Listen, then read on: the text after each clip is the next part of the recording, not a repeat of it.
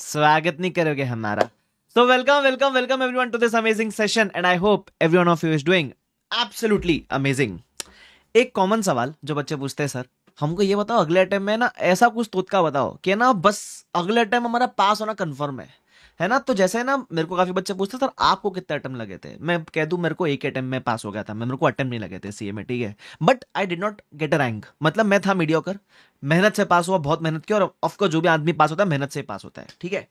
तो इस वीडियो में मैं आपको पता है क्या गाइड करूंगा, अगर आपको रियल में पास होना ना एक ही बार में है ना, डजंट मैटर कि अगला अटेम्प्ट आपका पहला अटेम्प्ट है, दूसरा है, तीसरा है, जो भी है, but if you want your next attempt to be your last attempt, do watch this video, ठीक है। इसमें ना मैं आपको इतनी बेसिक चीजें बताऊंगा ना जो आपको लगेगा सर इतने करने से ही पास हो जाते, हाँ इतना ही करने से पास हो जाते हैं, but the most useful and the most effective things I am going to tell you, okay.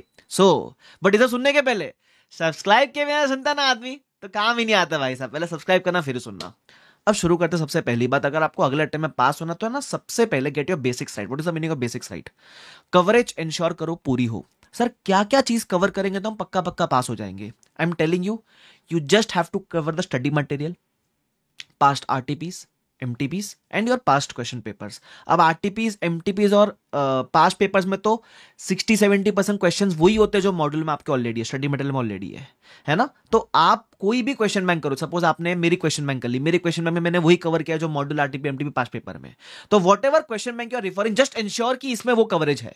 काफी बच्चे में कोई पूछते सर ये तो कर लिया, इसके अलावा और कोई करूं क्या, बाहर से ACCA वाले क्वेश्चन या CMA वाले क्वेश्चन? भाई ये किया ना तूने, उसके बाद टाइम बच रहा है ना, तो इसको किया उसको रिवाइज करो, ठीक है। एक्स्ट्रा कुछ करने का जरूरत नहीं है। और अगर ICAI को नया क्वेश्चन बना के पूछना भी है तो वो वहां से नहीं पूछने वाला, वो कहीं और से पूछेगा, तुमको मालूम भी नहीं पड़ेगा, तो वो तुम वैसे भी क्रैक कर लोगे अगर तुमने ये जो बेस मटेरियल है वो प्रॉपर्ली कवर किया है तो, ठीक है।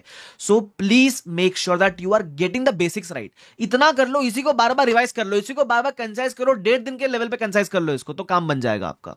First thing coverage.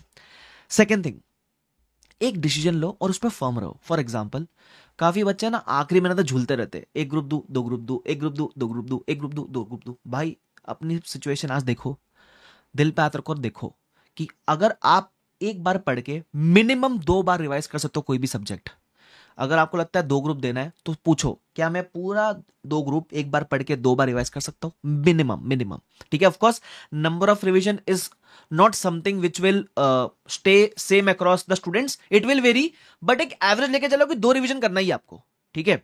एक स्टडी 2 रिवीजन, अगर ये कर सकते हो then give both group.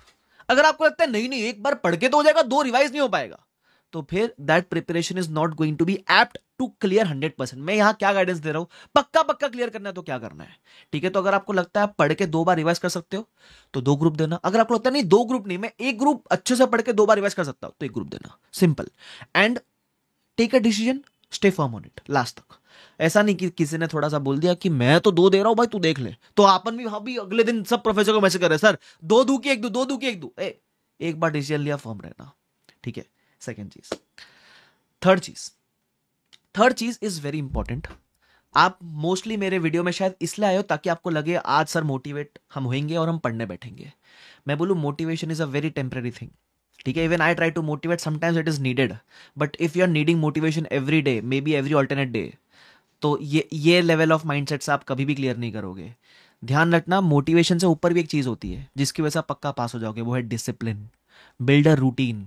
Discipline is boring, it is difficult to build, but that is a long term effect thing. अगर आपने आज डिसिप्लिन का मतलब क्या होता है? एक फिक्स टाइम है आपका, आप प्लान बना के चलते हो, आप उठते हो। सपोज मैंने बनाया प्लान, मेरे को दिन में उठने नहीं होता, मैं रात को पढ़ता था, ठीक है।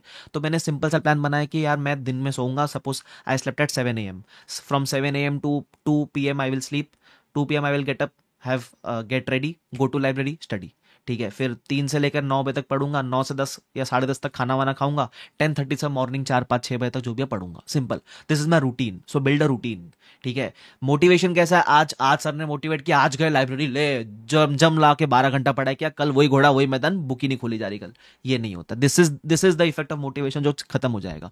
कभी कभी है ना, महीने 1 महीने में जरूरत पड़ती है भाई, बहुत लो फील हो रहा था, कोई आके अपलिफ्ट कर देता है, अच्छा लगता है, दैट इज ओके, है ना। But build a discipline.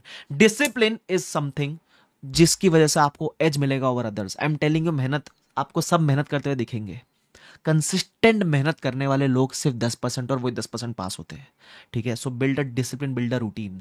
It is not necessary कि जो मेरा रूटीन था वही आपका हो। अगर किसी को सुबह उठने को जमता तो सुबह उठो, किसी को रात को जगने जमता रात को जगो, तुम्हारी मर्जी है ना, उसमें कोई तुमको फोर्स नहीं करेगा, but it is very important, ठीक है।